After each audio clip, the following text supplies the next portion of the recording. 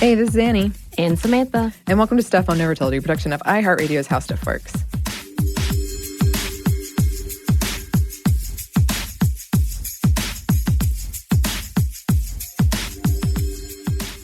Today, we're talking about dutiful daughters and dutiful children.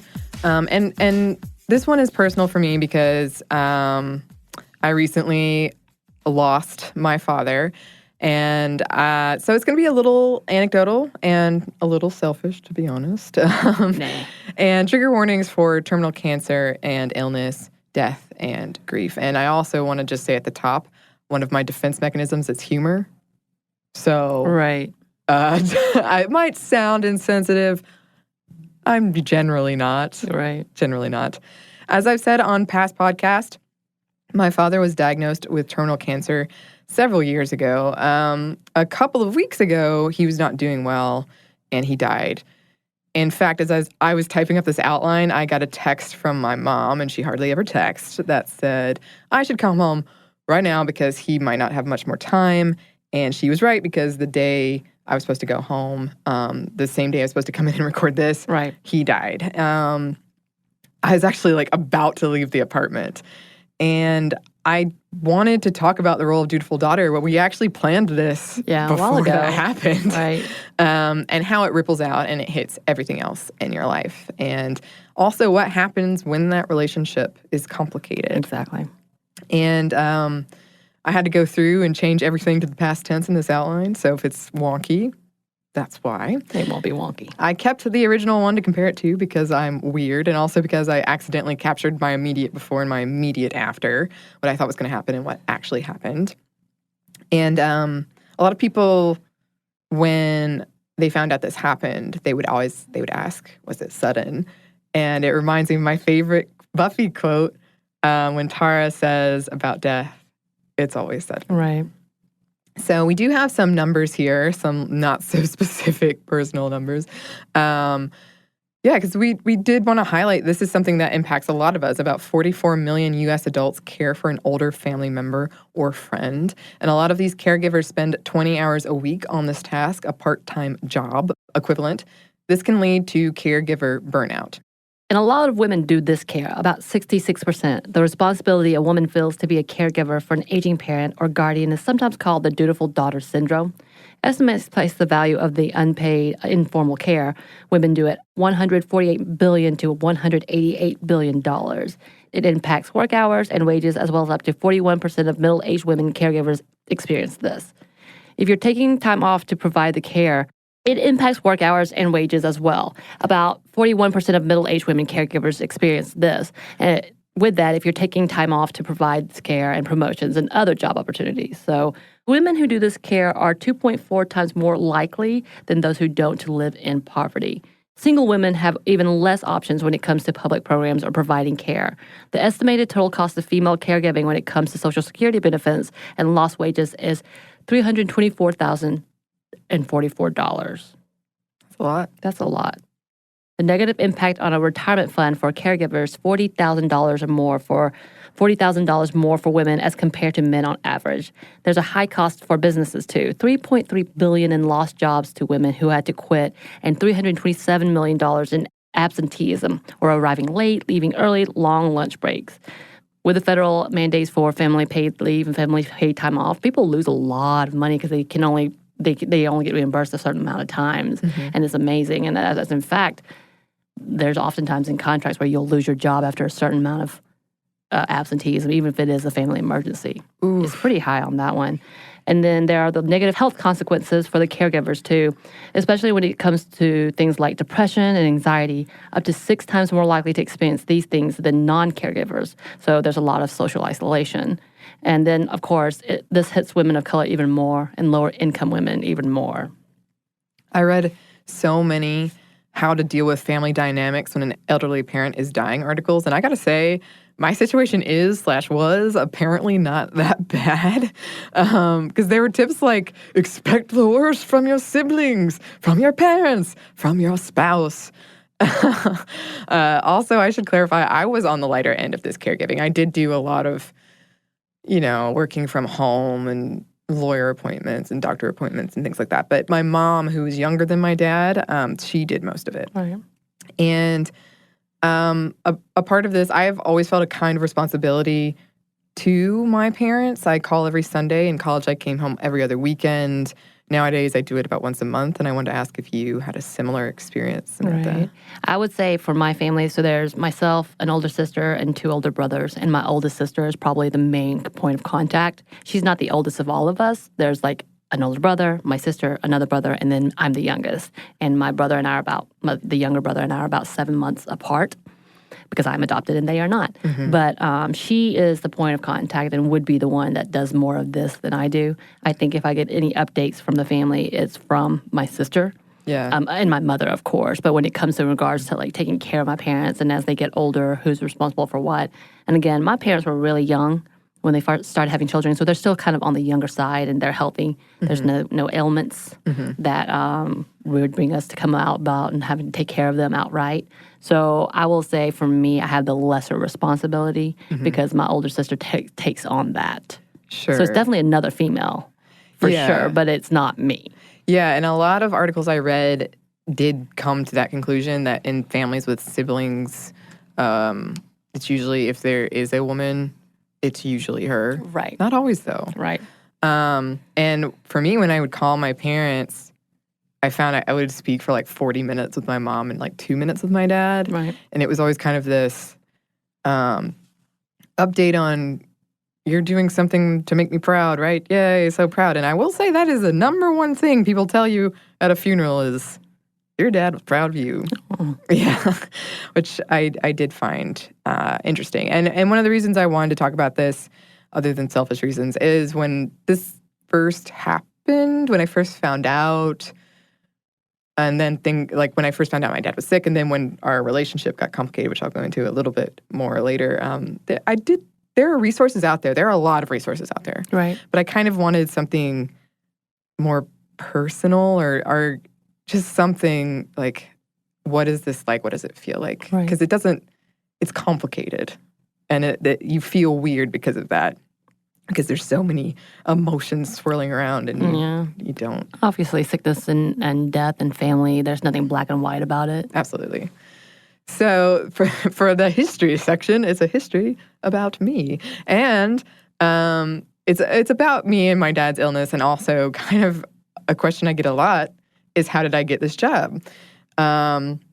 Which is seemingly a fun, safe question, and I don't get mad when people ask it. But for me, it always comes with this knowledge that I don't necessarily share all the time, that it's because largely my dad was diagnosed with terminal cancer. Because I went to college to become a spy. Oh, I remember the story. Yes. This is one of those moments of like, oh, who are you? Are you real? Are you for real, for real? Are you a character from a novel? Maybe I am a spy. Maybe this is all a cover. Or a diplomat. I really wanted to travel, and, I had big ideas of helping with peace, although I guess being a spy would not really have been beneficial. It could have been. Anyway, every summer I got a job in a different country in some type of government nonprofit, and I spent my junior year in China. And at first, I hated it. Oh God, I hated it. Because no one spoke English, no signs. Our menus were in English or pinyin, which is kind of the anglicized when it's written in English, even if it's kind of how it sounds. And no one understood my not very good Mandarin. I don't blame anyone for that. I'm not mad that they didn't have anything in English. I was just kind of misled. I was sort of led to believe that it would have been. So I remember very clearly crying alone in my apartment, because I was supposed to be there like 6-8 months, with a cold bowl of cup of noodles, and I was eating it with the handle of a comb and a toothbrush because I was too embarrassed to go out in public or attempt to ask for chopsticks. Also, I really should have boiled that water, and I paid for that later. Oh. But then I fell in love. I learned, I met friends, I found a tribe, I got bolder and braver, and I really did not want to leave. My questionable tribal tattoo, I got that because one of my best friends that I met there, we just randomly picked a tattoo to remember each other by, because we thought we would never see each other again. And I feel things really, really strongly, and I think that's great, Right. but it is painful. So when people ask me what it means, I always say it means I met a once-in-a-lifetime friend in China. And then the people in China, they offered me a job, a forever job.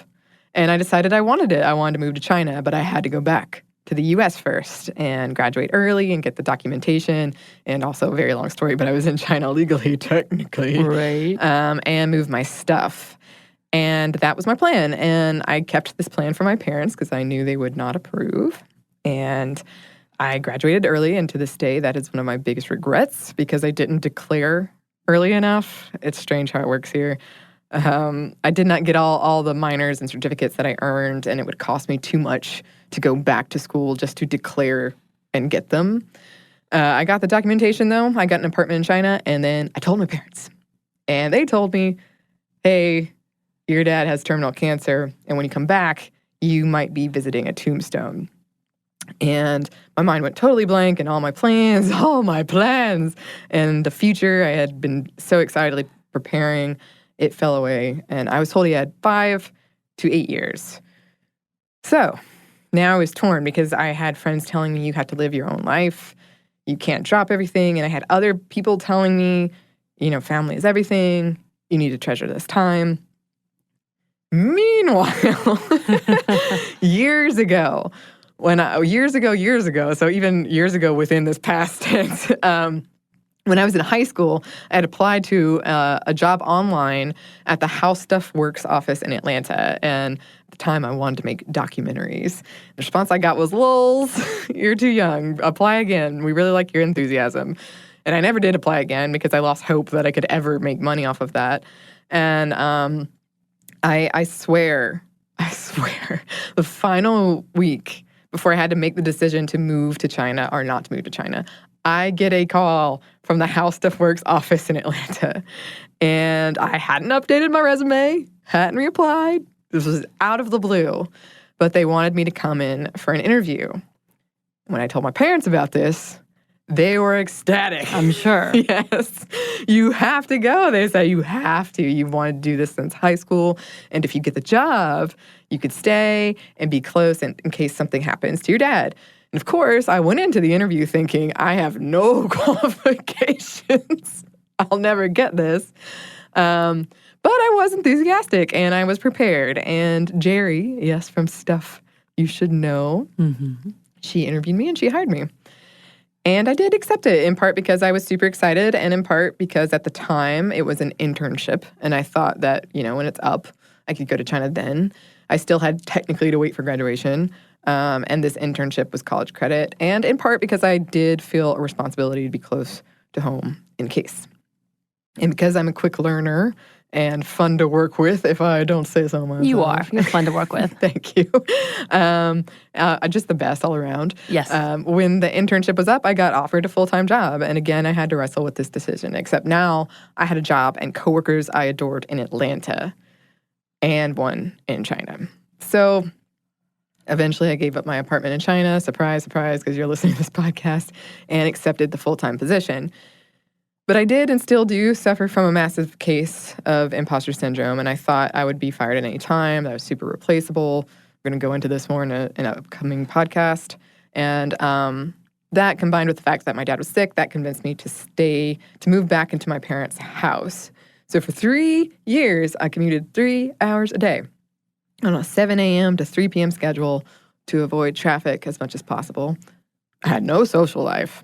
My mom and I became super close, though, and I really do treasure that, and I don't regret it at all, even though sometimes I wonder, how things could have been. Right. If I had gone on this other trail, what alternate timeline, Annie, what is she doing?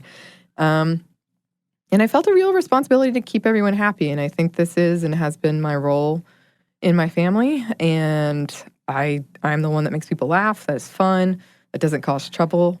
As I've said, I have difficulty expressing negative emotion. I felt like this was my job, to hide any distress I was feeling and to keep everyone happy. But it took a toll, and eventually I couldn't do it anymore. Even though I felt extremely guilty, I moved out, and I moved to Atlanta.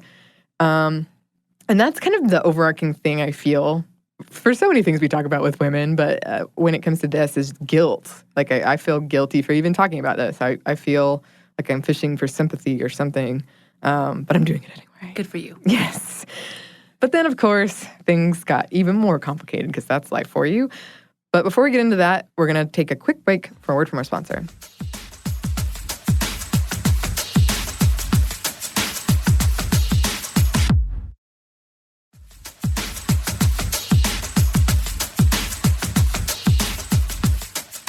And we're back. Thank you, sponsor.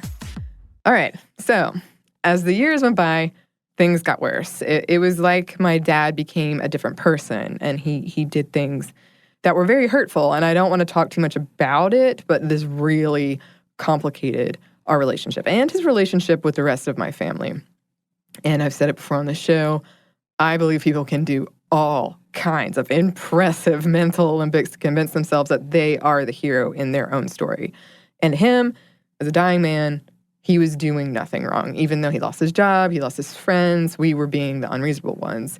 And he and I had a huge falling out. He believed I wasn't sad enough for him or not sad in the right way. And it's really hard. This is when I wish there had been a resource for me. Right. And that there are, but I don't know if, like, at the time I couldn't find anything. And I even thought about doing, like, a video show, but then I thought if my family sees. Right. Because it's really hard to accurately capture everything I felt. I was terribly sad, but I didn't know how to express it or what to say, and I was hurt and confused and furious, so furious. I felt like my dad, the man I knew, had died, and in his place was a shell who was hurting me, the people I loved, over and over and over. And I got angrier and angrier as the years passed, and his behavior continued. I don't know what it's like to live with terminal cancer, and I don't know what it does to you, but when you're being hurt over and over by someone you respected, it's hard not to get angry. Right. And I will say I was relieved when no one blamed my mom for staying with him, because it was kind of, there's a word, I think it's Spanish. There's a word in Spanish, I think, for this when there's kind of a secret that everyone knows but no one discusses. Everyone knew this was happening and no one was talking about it. But I was glad no one blamed my mom for staying with him, because I expected that. I've seen it over and over. Right. But no one really did, to my knowledge. And again, I felt guilty. I thought it was my fault. If I hadn't moved to Atlanta, maybe none of this would have happened. I could have kept everyone together, kept everyone happy. I felt such overwhelming guilt and failure. And I just had this dutiful daughter. Like, I thought I had to keep the family together, and I failed at it. And I was guilty at how angry I felt at a dying man. And I kept telling myself, I'll be so relieved when he dies. I felt guilty for even admitting that aloud. And I felt guilty for making this about me when he's the one that died. But I'm a human person. I think I would have felt better if I had known what I was going through was pretty normal, or at least I wasn't the only one. Right. No, I think it's absolutely normal, and I would back you into saying that there's a lot of complications. And I know you and I talked about this a few weeks ago when we sat down and said, just because someone dies doesn't erase their past behavior. Yeah. And yes, we mourn, and we should never, put that aside as to the good that they have done and to celebrate who they were, hopefully, in some of the ways in their lives. But also, it doesn't erase the pain and the hurt that can happen in between. And you have to be able to process that. Mm-hmm. And to push it aside is unhealthy as well. And that's for any daughter. That whole idea of keeping things together or being the peacekeeper and being the glue, that's damaging in itself. And you and I talked, I used the word parentification. Yeah. And I had to explain what that was when a child becomes the parent and trying to take care of others and they're no longer children. Mm-hmm. It's kind of that same idea when they take on the responsibility of, I should have been this in this family when that should have never been asked of you. Yeah. But anyway. Yeah, and we do have a future episode coming up on like tips for helping someone who's going through a hard time, including grief. And one of them is, I thought this was really interesting, don't over-sanitize someone's memory. Right. But future episode. So another part of this guilt that I was feeling is both not being able to help my mom as much as I felt like I should, and also not being able to do my best at work, because I'm juggling these doctor's appointments and lawyer's appointments and just being there when things are bad, and now grief itself. on nights out with friends, I would get a text about my family situation. I would feel this upswell of such grief, and it was something that I put on myself. But I think societally we do expect that women, we put more of an expectation on them to be a part of these things, to be there for that stuff. And thus we're set up to feel guilt.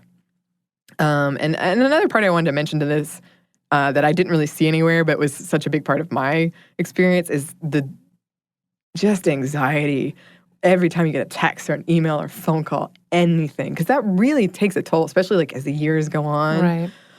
Ooh, and not to mention when you're on a podcast and you need to be on and you've just gotten terrible news or you've got to find a place to cry where no one will hear you. And that's become a whole thing in this office. I'll tell you what, there's not a lot of space. We're growing too big, so there's no private space to sleep or cry. There are many threads going on about it right now, no joke. Because you don't want people to think you're being emotional, right. Heaven forbid. And the guilt of even having the thought when asked to help out your dying father, and you think, but I have all this work to do. It just, ugh. And then you end up forgoing sleep and working all hours of the night because you want to do both. And I felt guilty asking for help or asking people to reschedule things. There's one infamous episode where I was sobbing before I came in to record. Did the episode, left smile on my face, was sobbing immediately after. And every time I think of that episode, I am both sad and impressed. And I can't even imagine what it was like for my mom. She couldn't leave the house towards the end unless she could find a sitter. My dad couldn't really walk anymore, so she slept on the couch, and he just wasted away before our eyes. And I just feel it's guilt for everything right now. And I did want to talk about performative grief because this is something that's been really big even before this for me. Mm-hmm. Is I do not grieve in a way that many find acceptable, especially for women. I usually don't cry, at least not at first. I get angry. I get pissed off. And I have been called out by people for not behaving appropriately. Like, even the fact that I'm doing this, I feel like I'm going to get called out for not being sad enough. I'm sure. And I have seen a lot of grief in my day, and I can tell you it looks different for everyone. So don't assume people aren't feeling pain because it doesn't look like how you think it should look. And this is especially tricky when you have had a bad relationship with someone, and some know it and some don't because you get dinged for not grieving enough or grieving too much or pretty much just told how you should feel about the whole situation. Right. I think overall grief has become such a blanket overall that they think that it assumes it's one thing. Mm-hmm. And then you got to zone in and realize you as an individual, you may not even know how you should react. So therefore, why would anybody else react? Understand it for you, I think. And for me, I know for grief, many of the times I have a shutdown period where I don't realize what's happening. Mm-hmm. And that might be me being dazed and confused, literally, where I'm just kind of numbly walking. Again, being numb. Or being angry, as some say. Or me, sometimes I just need to be distracted. Yeah. And I don't think people understand this is a thing. I know, like, when you, again, coming back to you and I talking, and I'm like, what do you need? Which type of person are you? Right. And I will be that person that you need. And that's the understanding, is that this is not, again, necessarily a right or wrong, but it's just what you need at that time, and that's okay. Yeah. And that's something I read a lot too, is the stages of grief. That thing that we all know is kind of misleading because it bounces all over, and you might not get all those. You might get all of them and then more. It's complicated. I will say, like, my body at first, when I was going through this, it was doing all kinds of weird things. Like, I was floating or falling. Like, I had that swooping, dropping feeling in my stomach all the time. I was shivering. I was, like, crying in trances. And I had this, like, pretzel position I kept getting in. And my mind, it was doing, like, the possession montage scene in movies. Like, you hear the screaming, and then that turns into the train, and then that turns into another thing, and it just... everything feels really volatile and loud, and like I can't quite catch any thought before it would fall away, and it would lead into something else.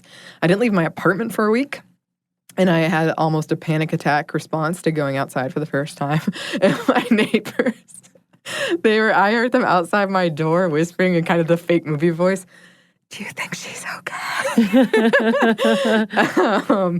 And then I made the worst movie watching decisions. You really did. I watched The Lion King. The day of, right? Yes. And I'm like, why did you watch The Lion King? Like 2 minutes in, I thought, oh no, but I was too tired to get up and do anything about it. And things feel really precious in a way that they didn't before. Like I keep seeing this little funeral pamphlet, and I don't know what to do with it. Right. I've got to do something with it.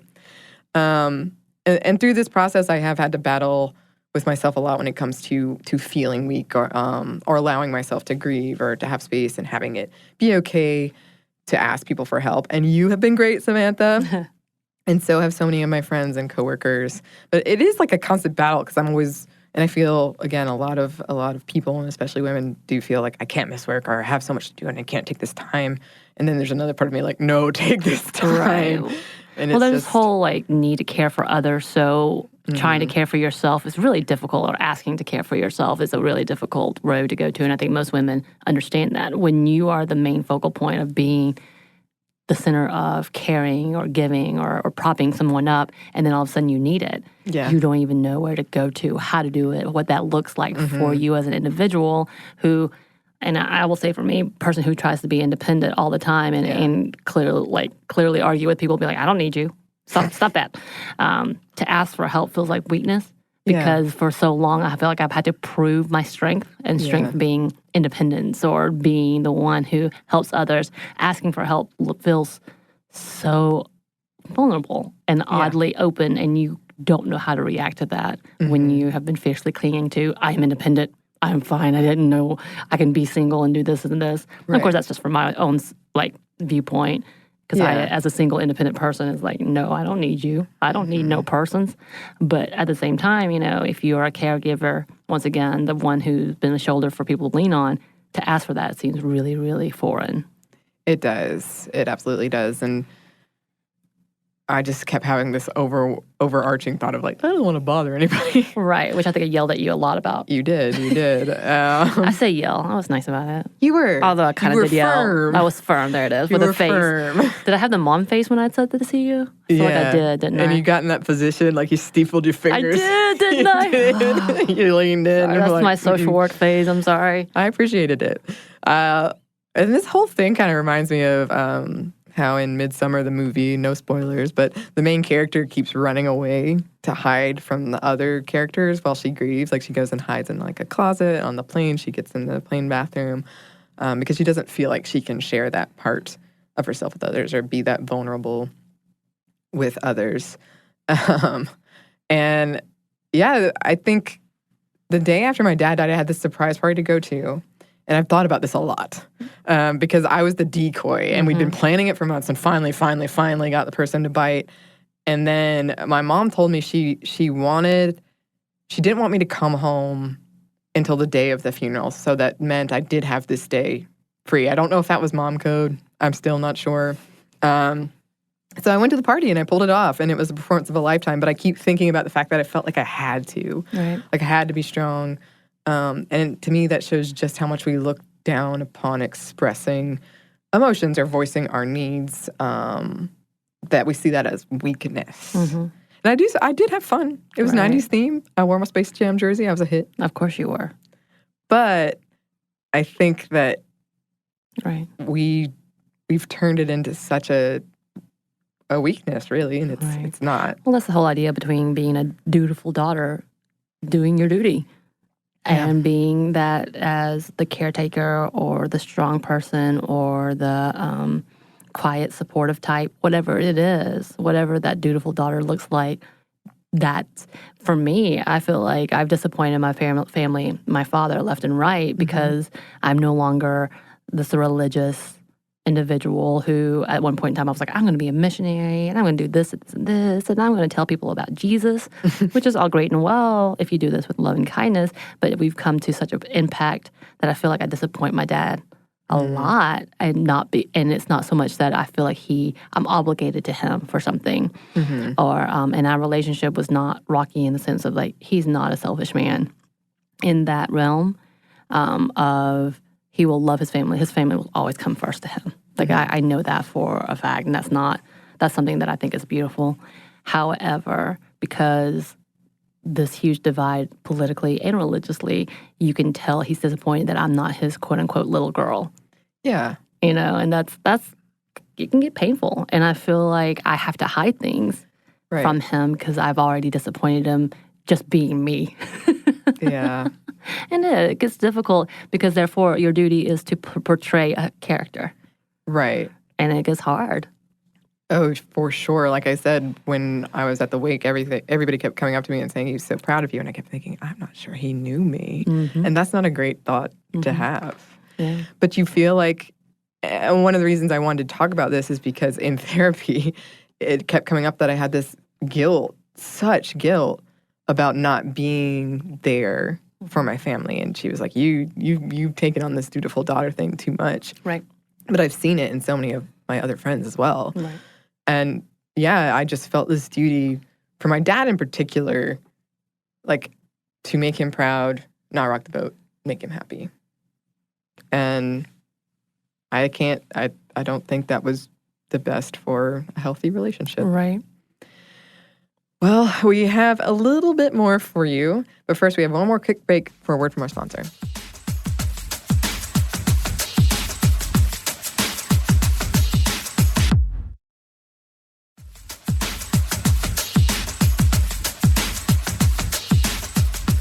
And we're back. Thank you, sponsor. So, for this whole experience, this is so surreal right now, this whole thing.